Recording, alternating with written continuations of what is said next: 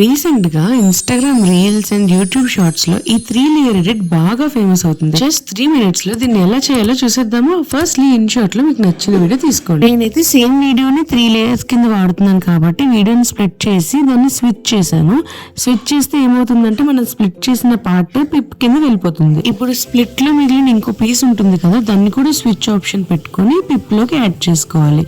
మీకు ఇక్కడ సైడ్ లో నేను చూపించినట్టుగా వన్స్ మీరు ఇలా యాడ్ చేసుకుంటే మీకు ఒక normal video and 2 pip videos రెడీగా ఉంటాయి. మనకు ఫస్ట్ కావాల్సింది ఇవి 3 videos, 2 pip videos and 1 normal video. ఇప్పుడు ఆ వీడియోస్ లో ఏ వీడియోకైనా వాల్యూమ్స్ ఉంటే ఆ వాల్యూమ్స్ ని మనం రెడ్యూస్ చేసి పెట్టుకోవాలి. లేదంటే మనకి చాలా క్లమ్జీగా ఆ వాల్యూమ్ అంతా కూడా చాలా డిస్టర్బింగ్ గా ఉంటుంది. వీడియో బిగినింగ్ లో మనకి మ్యూట్ ఆల్ క్లిప్స్ అనే ఆప్షన్ ఉంటుంది. అది యూజ్ చేస్తే అన్ని క్లిప్స్ మ్యూట్ అయిపోతాయి. ఇప్పుడు మనం అన్నిటికన్నా పైన ఇచ్చిన పిప్ ఉంది కదా, దాన్ని ఇక్కడ చూపించినట్టుగా కిందకి డ్రాగ్ చేసి పెట్టుకోవాలి. సో దట్ మనకి ఇది 3rd లేయర్ కింద యూజ్ చేయాలనుకుంటున్నాం మనం. సో కిందకి డ్రాగ్ చేసి పెట్టుకున్నాం. ఇప్పుడు మాస్క్ ఆప్షన్ సెలెక్ట్ చేసి మాస్క్ లో సెకండ్ ఆప్షన్ సెలెక్ట్ చేసి ఎంతవరకు అయితే మనం కావాలనుకుంటున్నామో అంతవరకు బ్లెండ్ అనేది కిందకి డ్రాగ్ చేసి పెట్టుకోవాలి. వీడియో అడ్జస్ట్మెంట్స్ అయిపోయాక సెకండ్ పిప్ వీడియో సెలెక్ట్ చేసుకోవాలి.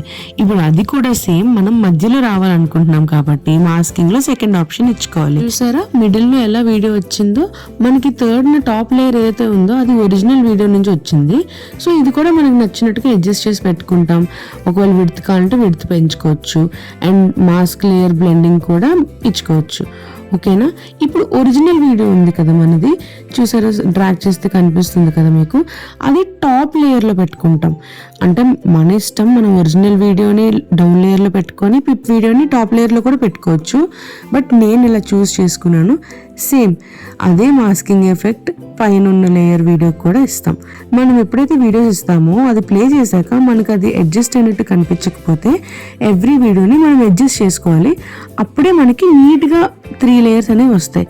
సో ఇప్పుడు నేను అడ్జస్ట్మెంట్ ఎలా చేయాలో కూడా చెప్తాను. మనకి వీడియోలో ఎక్కడ స్పెసిఫిక్ పార్ట్ అనేది మాస్కింగ్ లో రావాలో ఆ స్పెసిఫిక్ పార్ట్ లో మాత్రమే మాస్కింగ్ అనేది ఇవ్వాలి. ఇందాక మనకి టాప్ లేయర్ వీడియోలో రామ్ ఫేస్ ఒకటే కనిపించింది, బట్ ఇప్పుడు ఏదైతే డాన్సింగ్ స్టెప్ వేస్తున్నారో అది కూడా కనిపిస్తుంది. అలానే వేరే పిప్ వీడియో కూడా తీసుకొని మనకి దానిలో డాన్సింగ్ స్టెప్ ఏదైతే ఉందో దాన్ని మాత్రమే మాస్క్ చేసుకోవాలి. అంతే. సో సింపుల్, చాలా ఈజీగా ఉంది కదా.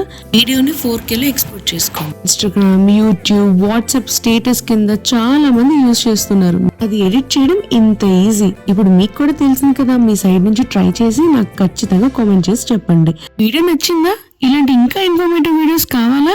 అయితే తప్పకుండా ఈ వీడియోని లైక్ చేయండి అండ్ మర్చిపోకుండా సబ్స్క్రైబ్.